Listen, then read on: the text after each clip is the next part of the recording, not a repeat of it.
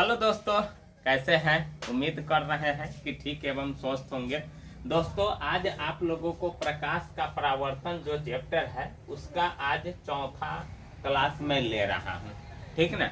क्योंकि ये बहुत लंबा चैप्टर है। वैसे तो जितने सारे चैप्टर दिया हुआ है सब तो लंबा है, तो उसमें थोड़ा बहुत टाइम लगता है। अगर एक चैप्टर का पूरा वीडियो बनाया जाएगा तो बहुत लंबा वीडियो बन जाएगा। तो दोस्तों, मैं छोटा छोटा वीडियो बनाता हूं ताकि आपको भी देखने में परेशानी नहीं हो।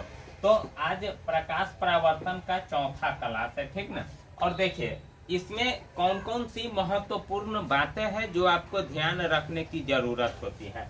सबसे पहले देखिए, वक्रता त्रिज्या। आपसे दोस्तों क्वेश्चन पूछा जाएगा कि वक्रता त्रिज्या किसे कहते हैं, या वक्रता त्रिज्या क्या है, या वक्रता त्रिज्या पर टिप्पणी लिखिए। तो देखिए, गोलीय दर्पण जिस गोले का भाग होता है उसकी त्रिज्या को दर्पण की वक्रता त्रिज्या कहते हैं, ठीक है।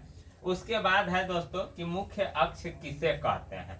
तो गोलीय दर्पण में ध्रुव से वक्रता केंद्र को मिलाने वाली सरल रेखा को दर्पण का मुख्य अक्ष कहते हैं, ठीक ना। मुख्य अक्ष का मतलब होता है दोस्तों, जैसे मान लीजिए ये दर्पण है या ये दर्पण है, और ये जो आप देख रहे हैं ये सब मुख्य अक्ष कहलाता है, ठीक ना। उसके बाद है गोलीय दर्पण कितने प्रकार के होते हैं। तो दोस्तों, गोलीय दर्पण दो प्रकार के होते हैं, एगो अवतल दर्पण होता है और एगो उत्तल दर्पण होता है। उसके बाद अवतल दर्पण द्वारा, देखिए अवतल दर्पण का फोकस किसको कहते हैं वो चीज यहाँ समझिए।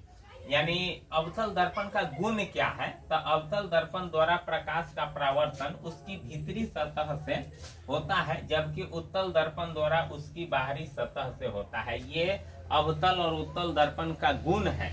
गुण यही है कि अवतल दर्पण के द्वारा जो प्रकाश का परावर्तन होता है वह भीतरी सतह से होता है, और उत्तल दर्पण द्वारा उसकी बाहरी सतह से। देखिए यहाँ जो आप देख रहे हैं, इधर से इसको पेंट माना हुआ रहता है, ये परावर्तक सतह है।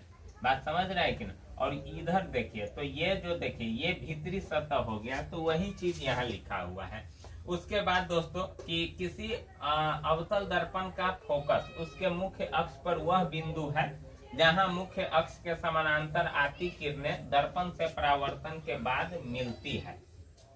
यानी अवतल दर्पण का फोकस क्या है। तो फोकस वह है उसके मुख्य अक्ष पर वह बिंदु है जहां मुख्य अक्ष के समानांतर आती किरणें दर्पण से परावर्तन के बाद मिलती है। आपसे क्वेश्चन भी पूछा जाएगा कि अवतल दर्पण का फोकस क्या है, तो यही परिभाषा आपको ध्यान रखना होगा और याद रखना पड़ेगा।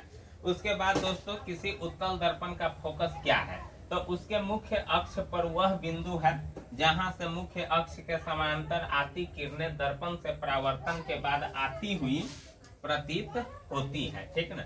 उसके बाद है गोलीय दर्पण के ध्रुव से उसके फोकस की दूरी दर्पण की फोकस दूरी कहते हैं। इसे एफ द्वारा सूचित किया जाता है। दोस्तों, फोकस दूरी भी किसको कहते हैं। जो गोलीय दर्पण के ध्रुव से उसके फोकस की दूरी को उस दर्पण की फोकस दूरी कहते हैं। और फोकस दूरी को क्या चीज से सूचित करते हैं, तो एफ से सूचित करते हैं।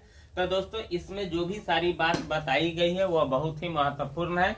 आप सभी लोग इसको जरूर कंठस्थ कर लीजिएगा, याद कर लीजिएगा, ताकि आने वाले दिन में आपको परेशानी नहीं होगी। तो दोस्तों, यह वीडियो आपको कैसा लगा। अगर अच्छा लगा होगा तो जरूर लाइक कीजिएगा और दोस्तों के साथ जरूर शेयर कीजिएगा, और चैनल भी जरूर सब्सक्राइब कीजिएगा। फिर मिलेंगे अगले वीडियो में दोस्तों। तब तक के लिए थैंक यू, धन्यवाद। हंसते रहिए, मुस्कुराते रहिए।